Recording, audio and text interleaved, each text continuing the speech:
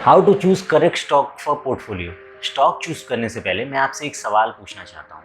अगर आपके पास 200 करोड़ रुपए होंगे तो आप कौन सा बिजनेस करना चाहेंगे? तो मेरा पहला पॉइंट ये है कि आप जो बिजनेस करना चाहेंगे हमेशा आपको उस बिजनेस या स्टॉक में इन्वेस्ट करना चाहिए।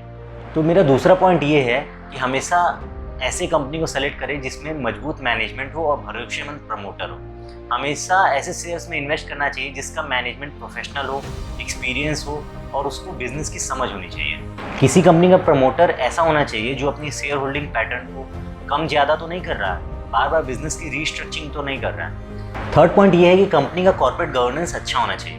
कॉर्पोरेट गवर्नेंस से यहाँ ये मतलब है कि कंपनी की नीयत को पहचानिए, कंपनी की अपनी इन्वेस्टर्स को वापस देने की नीयत है कि नहीं। फॉर एग्जाम्पल, अगर कोई एसेट बिका है तो उसका प्रॉफिट अपने शेयर होल्डर्स को देना, टाइमली डिविडेंड अपने शेयर होल्डर्स को देना। फोर्थ पॉइंट ये है कि हमेशा ऐसी कंपनी में इन्वेस्ट करना चाहिए जिसका शेयर सस्ता हो और अच्छा हो। हमेशा क्वालिटी के पीछे भागिए। अगर आपने क्वालिटी शेयर ऊंचे दामों पर खरीदा है तब भी आप पैसे बना लेंगे, लेकिन अगर आपने कचरा शेयर सस्ते दामों खरीदा है तो आपको कभी भी प्रॉफिट या वेल्थ क्रिएशन नहीं हो पाएगा। फिफ्थ पॉइंट ये है कि always see share holding pattern of a company.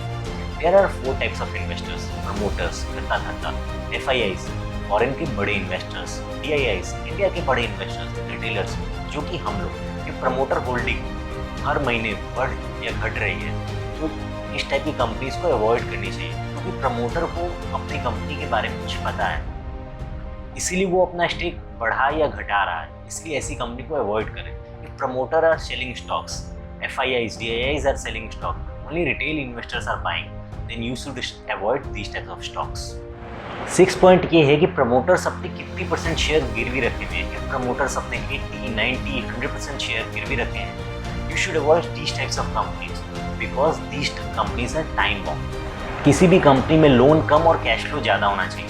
The balance sheet which has more cash flow is good. ऐसी कंपनी में इन्वेस्ट करें जो कि नेट कैश फ्लो पॉजिटिव हो।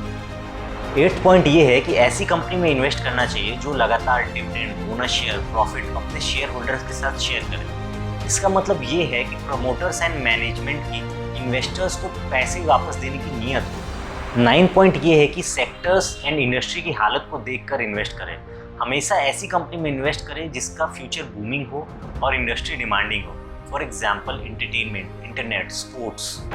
10th पॉइंट है ग्रोथ प्लस कंपटीशन। कंपनी ऐसी हो जिसका ग्रोथ अच्छा हो और एंट्री बैरियर हो, जिससे कि कंपटीशन कम हो सके और ग्रोथ परमानेंट हो।